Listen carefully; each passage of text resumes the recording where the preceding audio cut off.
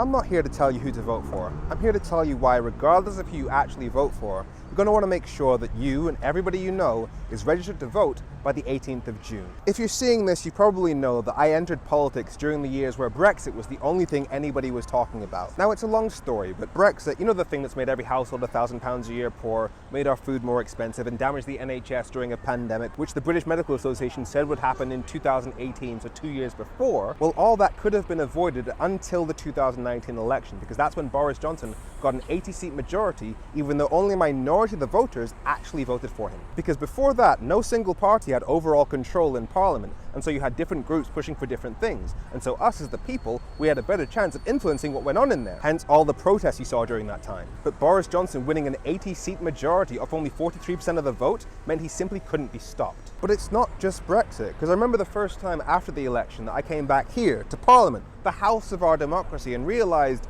there was nobody in there with the power to speak for progressive values anymore. Because Boris Johnson had an overall majority, and so he could do whatever he wanted, and the other parties, who the majority of the British people actually voted for, couldn't do a thing to stop him. And that's a big deal, because this place is supposed to belong to us, the people. The politicians in there, they're supposed to reflect who we are as a country. And that matters to you because you're living through the consequences of what happens when the politicians in there don't reflect our values. You're paying more for your food because of Brexit. You're waiting longer for the NHS because the Tories refuse to pay NHS staff properly. Your taxes are being spent to help Israel commit genocide. Do these sound like decisions that you would make? Now, part of making things better will involve making it so that no party can get overall control in that building if only a minority of the people actually voted for them. But for now, your issue, and I'm talking to Gen Z and millennials here, is that politicians, and I'm including Keir Starmer when he gets in, aren't scared of you.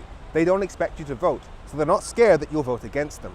They have the data that shows that older people vote a lot more than younger people, and so they keep doing things that make boomers happy, not us. So if you want to make things better for yourself, your job between now and June 18th is to get absolutely everybody you know registered to vote. Because if enough young people show up to vote, then regardless of who they actually vote for, it will show Keir Starmer that ignoring what young people demand of him while he's in office will be the end of his political career. Now, I did say I wouldn't tell you who to vote for, but the Tories and the Reform Party are far-right lunatics, so don't be an idiot.